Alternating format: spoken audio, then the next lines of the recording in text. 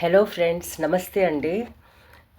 సింహాచలం కొండపైన ఉన్న వరాహలక్ష్మి నరసింహస్వామి దేవాలయం దర్శనం చేసుకొని ఘాట్ రోడ్ పై నుంచి కిందకి వస్తున్నప్పుడు వ్యూస్ ఇలాగుంటాయండి.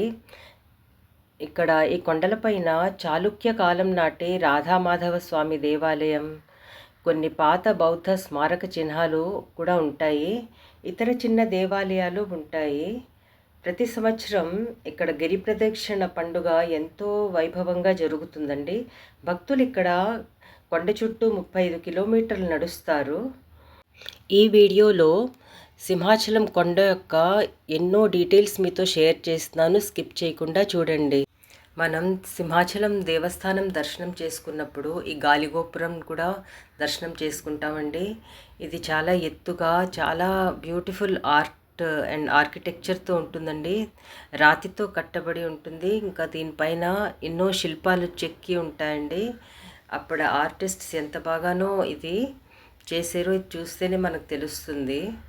ఇది చూడండి, సింహాచలం గాలిగోపురం. మీరు కూడా దర్శనం చేసుకోండి. భారతదేశంలోని ఆంధ్రప్రదేశ్లోని విశాఖపట్నం నగరంలో సముద్ర మట్టానికి 300 మీటర్ల ఎత్తులో ఉన్న సింహాచలం కొండ శ్రేణిలో ఉన్న ఒక హిందూ దేవాలయం అండి. ఇది విష్ణువుకి అంకితం చేయబడింది. ఆయనను ఇక్కడ వరాహ నరసింహస్వామి రూపంలో పూజిస్తారు.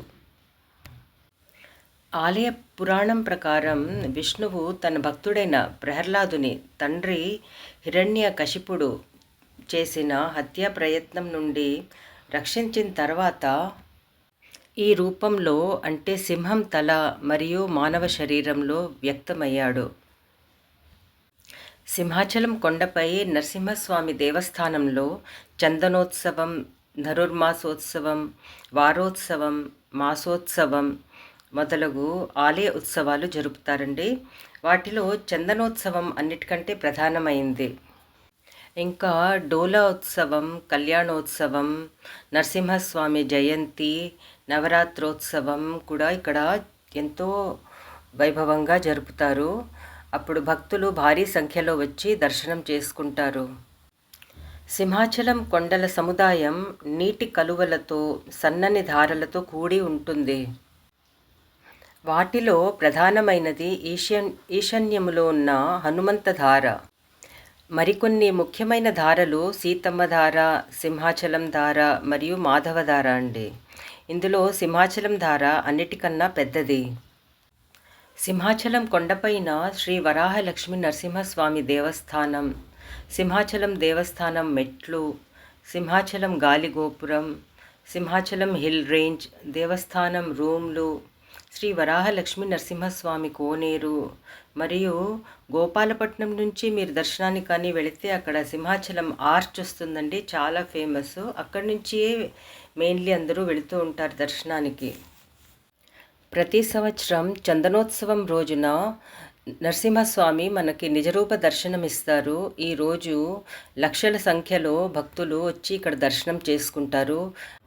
సింహాచలం కొండ శ్రేణి విశాఖపట్నంలో ఉన్న ఒక ముఖ్యమైన పర్వత శ్రేణి. భారతదేశంలో తూర్పు కనుమలు అంటే ఈస్టర్న్ ఘాట్స్లో ఈ కొండలు విస్తరించి ఉంటాయి.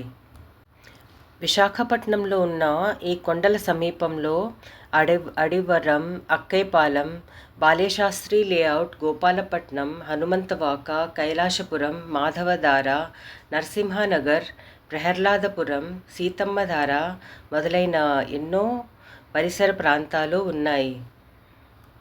కొండకి దగ్గరగా 108 ఫీట్ హనుమాన్జీ విగ్రహం కూడా దర్శనం చేసుకోండి.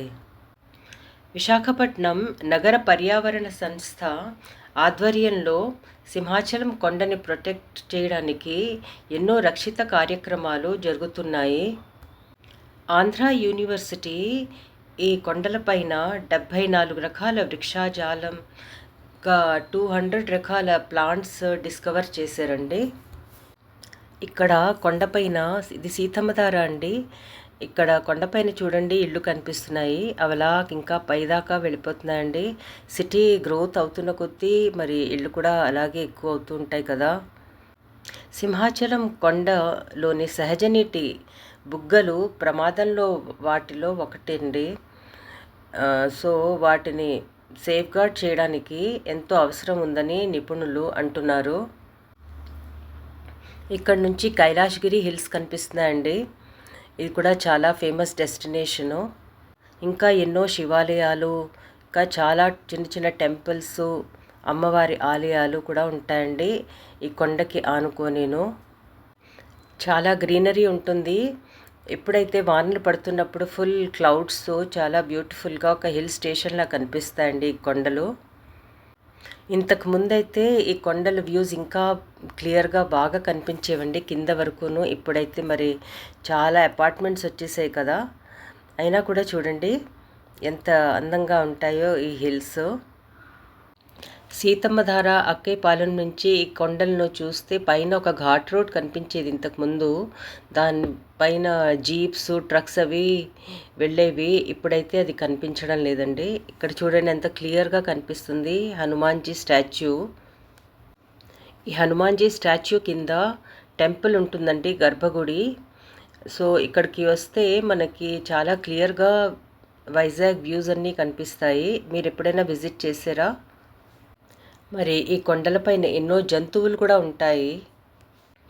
ఈ కొండల వెనుక ఎన్నో చిన్న విలేజెస్ కూడా ఉంటాయండి. 108 అడుగుల హనుమాన్జీ స్టాచ్యూ వెనక నుంచి దగ్గరలో ఒక ట్రెక్కింగ్ మార్గం కూడా ఉందండి. చాలామంది ట్రెక్కర్స్ ఇక్కడి నుంచి వెళుతూ ఉంటారు. ఇక్కడి నుంచి క్లైమ్ చేసి చాలా ఎత్తుగా వెళ్ళి అక్కడి నుంచి వ్యూస్ చూస్తారు. మీలో ఎవరైనా ఇక్కడ ట్రెక్కింగ్ చేశారండి?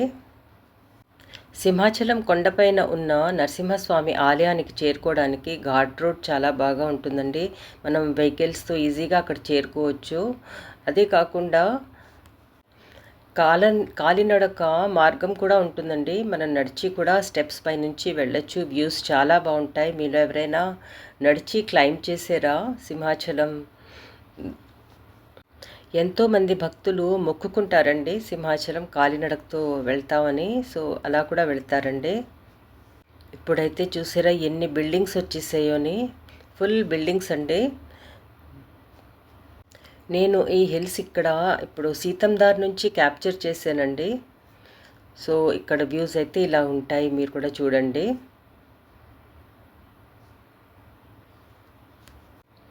ఈ కొండలపైన ట్రెక్కింగ్ చేసి వెళ్ళడానికి కూడా ఇంకా బాగా డెవలప్ చేయొచ్చండి. చాలా ఉత్సాహంగా అడ్వెంచరస్గా ఉంటుంది స్టూడెంట్స్కి, అడల్ట్స్కి అందరికీ కూడాను. ఇక్కడ వైజాగ్లో గిరి ప్రదక్షిణ ఒక పెద్ద ఉత్సవం అండి, చాలా బాగా జరుపుకుంటారు.